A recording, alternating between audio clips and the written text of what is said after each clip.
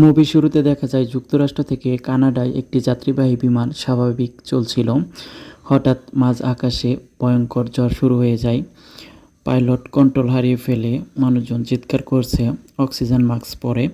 ঠিক তখনই প্লেনের জানালার বাইরে দেখা যায় কালো মেঘের ভিতর অদ্ভুত লাল আলো। এরপর প্লেন সাগরে ক্র্যাশ করে। বেঁচে থাকে মাত্র দুইজন, রাফাত ২৬ বছরের একজন সাধারণ ছেলে, আর নেহা রহস্যময় শান্ত মেয়ে। তারা জ্ঞান ফিরে দেখে একটি অজানা দ্বীপে আটকে আছে। চারদিকে শুধু জঙ্গল আর ভাঙা প্লেনের অংশ। কোনো নেটওয়ার্ক নেই, কোনো মানুষ নেই। রাতে তারা দূরে আগুন জ্বলতে দেখে, কিন্তু সেখানে গেলে কিছুই পাওয়া যায় না। শুধু বালিতে লেখা, এখান থেকে কেউ জীবিত ফিরে না। রাফাত ভাবে কেউ মজা করছে, কিন্তু পরদিন সকালে তারা দেখে তাদের প্লেনের ভাঙা অংশ কেউ সরিয়েছে। তার মানে তারা এই দ্বীপে একা নয়। নেহা আসলে সাধারণ মেয়ে নয়।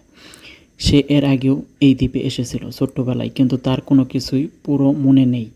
তার মাথায় বারবার একই শব্দ আসতে থাকে, ইসল্যান্ড 13 তোমাকে ছাড়বে না। রাফাত জঙ্গলের ভিতরে একটি পুরনো ক্যামেরা খুঁজে পায়। ক্যামেরার ভিতরে ভিডিওতে দেখা যায় 10 বছর আগেও একইভাবে এখানে একটি প্লেন ক্র্যাশ করেছিল। তার ভিডিওতে শেষ অংশে দেখা যাচ্ছে বর্তমানের নেহা দাঁড়িয়ে আছে, একই বয়সে, একদম বদলায়নি। আসল সত্য, এই দ্বীপে আসলে সাধারণ দ্বীপ না, এটা টাইম লুপ, এর মধ্যে আটকে আছে। যারা এখানে আসে তারা ধীরে ধীরে সময়ের বাইরে চলে যায়। কেউ বুড়ো হয় না, কেউ সহজে মারা যায় না, কিন্তু দ্বীপ কাউকে বের হতে দেয় না। রাফাত ও নিহা সমুদ্রের পাশে একটি পুরনো বাংকার খুঁজে পায়। সেখানে জানা যায় বহু বছর আগে এখানে একটি বৈজ্ঞানিক পরীক্ষা চলছিল। একটি ভুল পরীক্ষার কারণে দ্বীপের বিকৃত হয়েছে। ঠিক তখন আকাশ থেকে আবার সেই লাল আলো দেখা যায়। দ্বীপ কাঁপতে শুরু করে। নেহা বুঝতে পারে দ্বীপ থেকে বের হতে হলে একজনকে বের হতে হবে।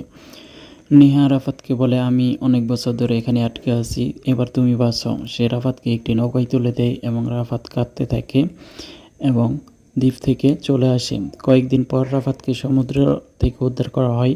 সব নিউজ চ্যানেলে খবর ছড়িয়ে পড়ে, ইসল্যান্ড 13 থেকে প্রথম জীবিত উদ্ধার। কিন্তু রাফাত যখন হাসপাতাল টিভি দেখে, নতুন একটি খবর আসে, আরেকটি বিমান সেখানে রহস্যজনকভাবে হারিয়ে গিয়েছে।